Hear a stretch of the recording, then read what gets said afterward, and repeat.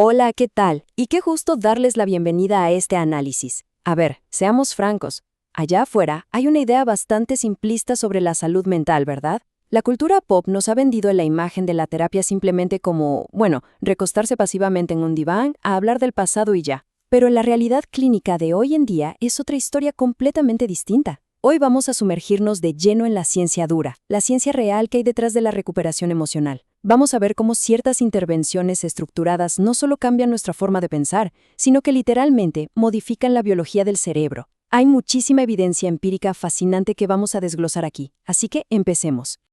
Para arrancar, tenemos que enfrentar un mito gigante en el mundo de la psicología, esa idea de que absolutamente todas las terapias funcionan igual de bien.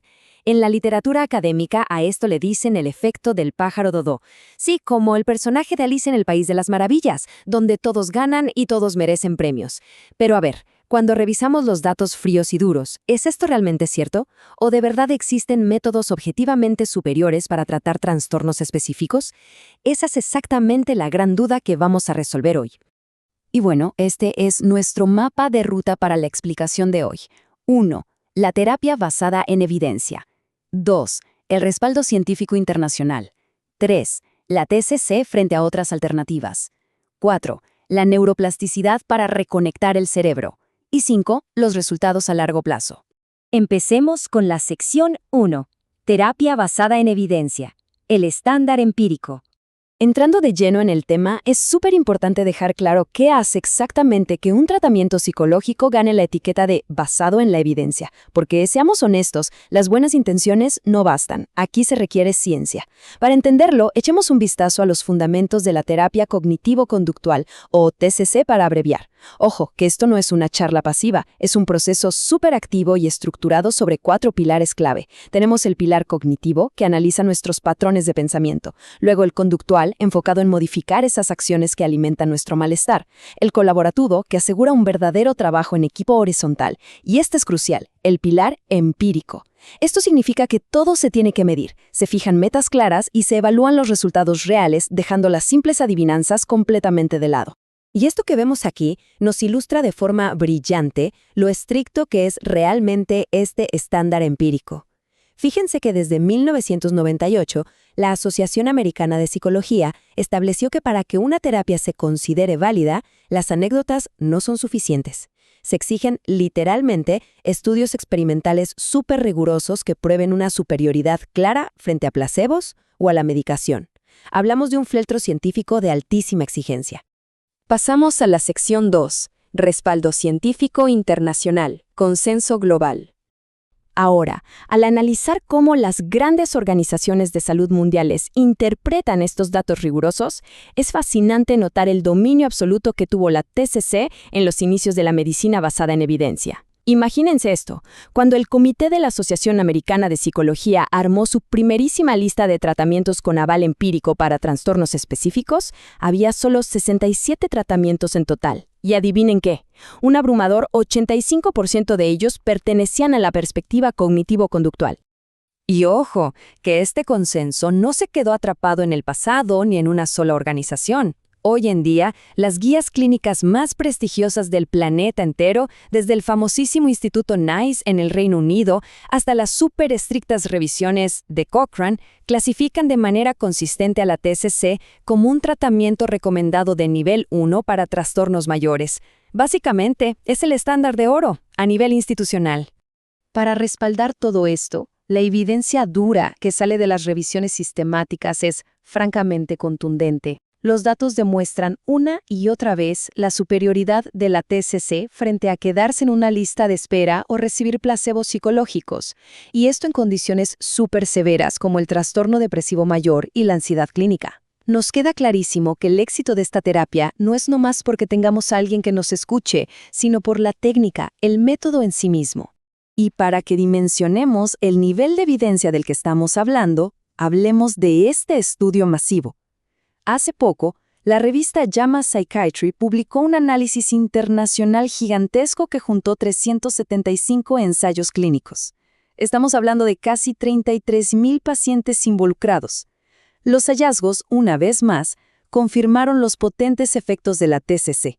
destacando una eficacia que es extraordinaria incluso en condiciones súper complejas, como el trastorno de estrés postraumático y fobias específicas.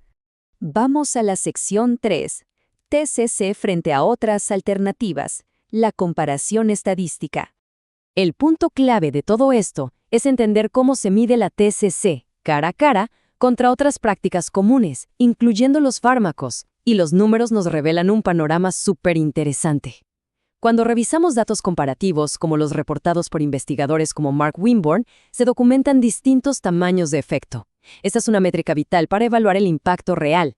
En estos datos imparciales, vemos que los antidepresivos muestran un tamaño de efecto de 0.31.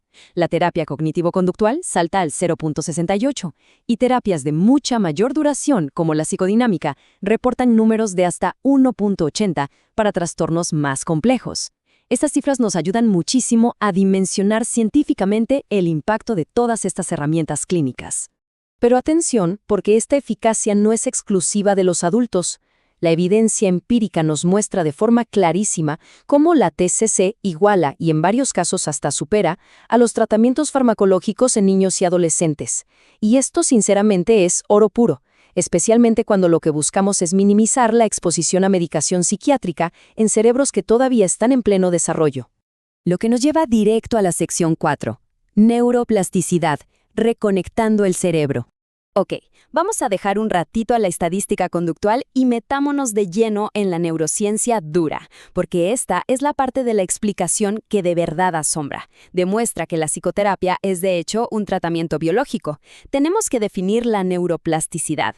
Esto es, ni más ni menos que la impresionante capacidad física del cerebro para moldearse a sí mismo basándose en lo que aprendemos y experimentamos. Así que a través de este mecanismo, la TCC no solo altera conceptos abstractos en nuestra mente, literalmente moldea y reestructura la arquitectura física y química del cerebro. Es exactamente como ir al gimnasio a levantar pesas para moldear un músculo. Y la tecnología nos ha dejado ver esto en tiempo real. Los estudios de neuroimagen han mapeado el punto exacto donde ocurren estos cambios estructurales. Por ejemplo, se observa cómo la terapia calma físicamente la amígdala, reduciendo ese procesamiento intenso del miedo. A la vez, fortalece la corteza prefrontal, que es nuestro centro lógico, mejorando el control sobre las emociones.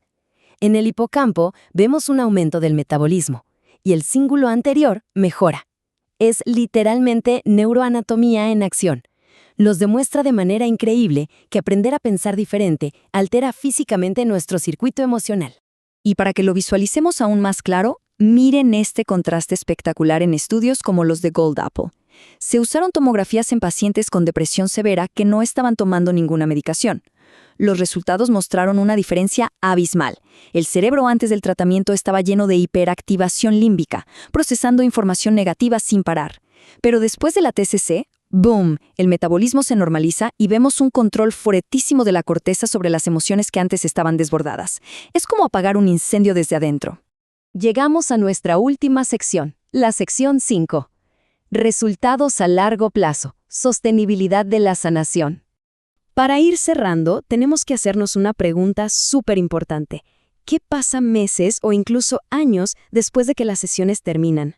¿Se mantiene esa sanación cuando volvemos al estrés de la vida diaria? Bueno, al revisar cuánto duran los efectos de las distintas opciones, salta un dato que nos deja pensando mucho. 71%. Esta es la altísima tasa de recaída total que algunos estudios han documentado cuando las personas discontinúan una combinación de fármacos y TCC al pasar el tiempo. Es un dato fuerte que subraya el gran problema de depender exclusivamente de una bioquímica externa, porque el efecto simplemente suele desvanecerse al suspenderla.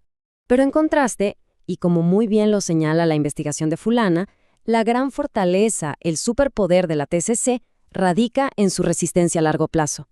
A diferencia de las pastillas, que dejan de actuar en el momento en que dejas de tragarlas, el aprendizaje profundo de esas estrategias y la creación de nuevas vías neuronales proveen un escudo protector a largo plazo. Básicamente, quienes pasan por esto aprenden a ser sus propios terapeutas para el futuro. Llegando ya al final de nuestro análisis, toda esta montaña de evidencia nos deja con una reflexión casi obligada. Sabiendo que existe un método científicamente comprobado capaz de reestructurar anatómicamente nuestro cerebro, que nos da resultados medibles duraderos y respaldados internacionalmente, pues la salud mental deja de ser un misterio abstracto, ¿no creen? Se convierte en una ciencia pura y aplicada. Queda clarísimo el inmenso poder de usar las herramientas correctas, y aquí dejamos este contacto para quien quiera dar ese paso. Qué gusto que nos hayan acompañado en este recorrido científico. Hasta la próxima.